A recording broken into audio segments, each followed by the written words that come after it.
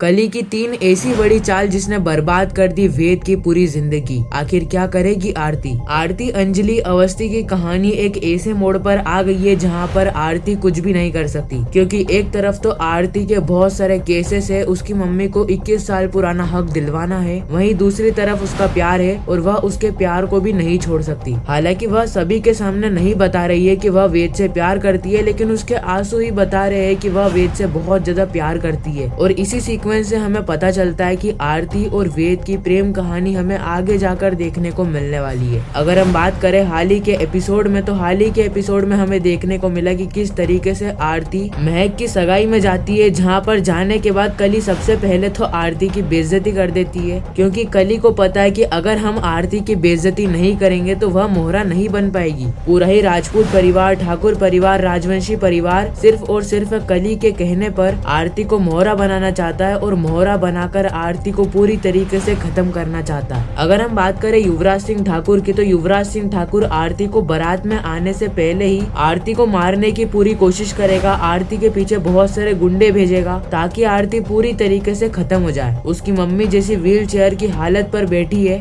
आरती भी उसके साथ साथ व्हील चेयर पर बैठ जाए या फिर वह भगवान के वहाँ स्वर्ग चले जाए, क्योंकि जब तक आरती इस दुनिया में है वह युवराज सिंह ठाकुर, राघव सिंह राजपूत, चंद्रभान ठाकुर इन सभी की जिंदगी में दखल अंदाजी करती रहेगी। बार बार वह 21 साल पुराना केस के बारे में बात करेगी। यह सभी चीजें युवराज सिंह ठाकुर, राघव सिंह राजपूत को पसंद नहीं है, क्योंकि जो भी एलिगेशंस लगे हैं वह इन दोनों के ऊपर ही लगे। अगर कोर्ट के अंदर यह बात साबित हो जाती है कि आरती अवस्थी को मारने के पीछे युवराज सिंह ठाकुर का हाथ था या फिर राघव सिंह राजपूत का हाथ था, तो इन दोनों को ही उम्र कैद की सजा सुनाई जाएगी। और कहीं ना कहीं युवराज सिंह ठाकुर को तो पता है कि यह सभी चीजों के पीछे तो मेरा हाथ है, इसलिए फंसने से अच्छा है कि जो फंसा रहा है उसी को खत्म कर दो। महक की बारात निकाली जाती है जहां पर आरती भी उपस्थित होती है, और उसी वक्त युवराज सिंह ठाकुर अपने गुंडे को भेज देता है, जहां पर आरती के पीछे बहुत सारे गुंडे लग जाते हैं। आरती को सभी गुंडे घेर लेते हैं और आरती को मारने जा ही रहे होते हैं। उसी वक्त आरती कुछ ऐसा करती है जिसे जानकर आपके पैरों तले जमीन खिसक जाएगी। तो आखिर आरती ने ऐसा क्या करा, यह सारी चीजें जानेंगे हम आज के एपिसोड में। तो चलिए बिना टाइम वेस्ट किए आज के एपिसोड का रिकैप टेलीविजन से भी पहले शुरू करते हैं। कहानी की शुरुआत होती है युवराज सिंह ठाकुर से, जहां पर युवराज सिंह ठाकुर अपनी बहन को प्लान बता रहा होता है कि किस तरीके से उसने आरती को मारने के लिए, आरती को मोहरा बनाने के लिए एक बड़ा षड्यंत्र रच रखा है, और इस षड्यंत्र के अंदर आरती पूरी तरीके से खत्म होने वाली है। और यह सारी प्लानिंग करी है मैंने कली राजवंशी के साथ मिलकर। वही कली राजवंशी जिसने की आरती के पति से शादी करके अपना सुखी जीवन बिता लिया। काव्या, बस एक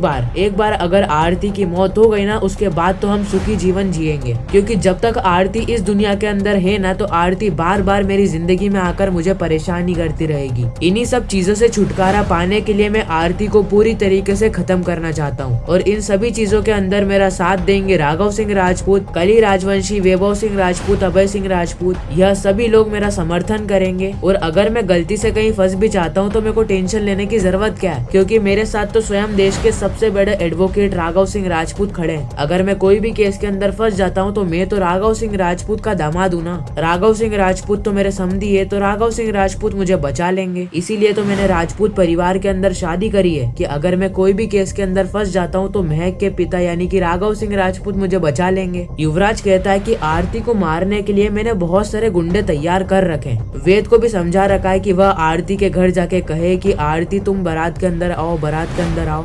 और वेद ने जाकर आरती को मना भी लिया है, जिसके बाद आरती तैयार भी हो चुकी है बारात में आने के लिए। और तुमको पता है बारातियों का स्वागत कौन करेगी? स्वयं कली राजवंशी। और जरा इमेजिन करके देखो कि कली किस तरीके से वेद और आरती का स्वागत करेगी। और स्वागत तो तभी होगा ना जब आरती बचेगी। बीच बारात के अंदर ही सबसे बड़ा तमाशा होगा और आरती उसी के अंदर खत्म हो जाएगी। इस वक्त तक युवराज काव्या को बता रहा होता है कि उसने गुंडे तैयार कर रखे हैं, वह आरती को मारने में सक्षम है और वह आरती को बारात के अंदर पूरी तरीके से मार देगा। लेकिन हम भी जानते हैं कि वह आरती है जो कि कभी नहीं हारती। उसका नाम ही आरती अवस्थी है, जिसके रगों में अंजलि अवस्थी का खून दौड़ता है। तो इतनी आसानी से तो आरती हार नहीं मानने वाली है। इसका मतलब यह है कि यहाँ पर आरती सभी गुंडों को मजा चखाने वाली है। जी हाँ दोस्तों, आपने सही सुना, आरती सभी गुंडों को मारने वाली है और युवराज सिंह ठाकुर की बोलती पूरी तरीके से बंद कर देगी, क्योंकि आखिर युवराज सिंह ठाकुर को भी तो लगना चाहिए कि वह आरती अवस्थी है। आरती से पंगा लेने से पहले एक बार सोच लेना था। खैर, अगले सीन में हम देखते हैं जहाँ पर महक महक की हल्दी बनाई जा रही होती है।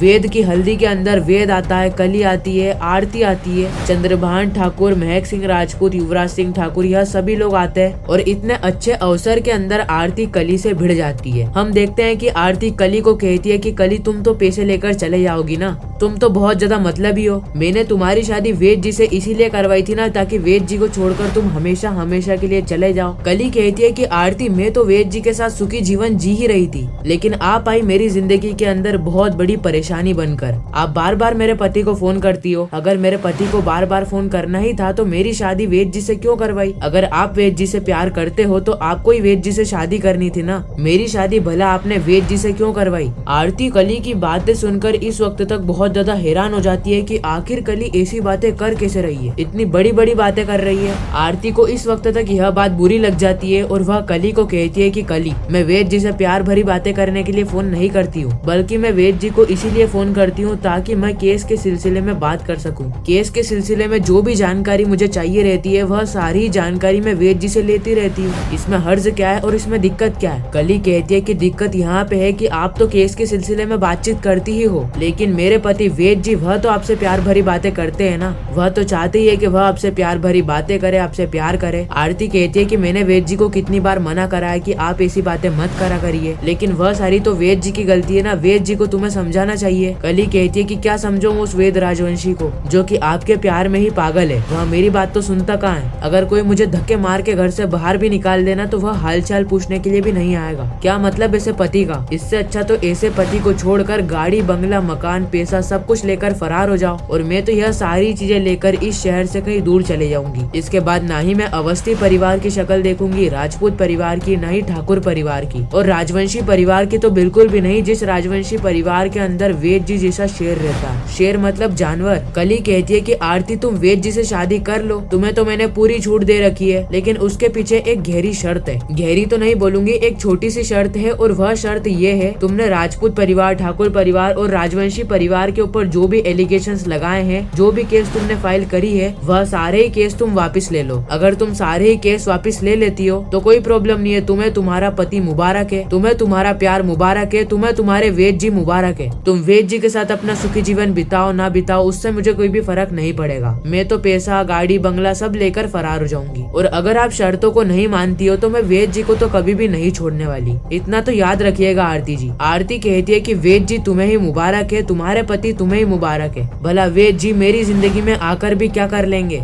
वेद जी तुम्हारे पति है और तुम वेद जी के साथ अपना सुखी जीवन बिताओ। मैं तो अपनी पूरी जिंदगी अकेले ही काट लूंगी, वेद जी के बिना ही काट लूंगी। इस वक्त तक आरती के चेहरे पर साफ साफ नजर आ रहा था कि वह वेद से कितना ज्यादा प्यार करती है, लेकिन कली की मजबूरी के चलते वह सभी के सामने अपना प्यार बयां नहीं कर पा रही थी। खैर, इसी के साथ यह एपिसोड यहीं पर ही खत्म होता है। बाकी आने वाली कहानी बहुत ही ज्यादा इंटरेस्टिंग होने वाली है। आप आने वाली कहानी को लेकर कितने ज्यादा एक्साइटेड हो नीचे कमेंट करके जरूर बताना। मैं मिलता हूँ किसी नेक्स्ट इंटरेस्टिंग वीडियो में, जब तक के लिए गुड बाय।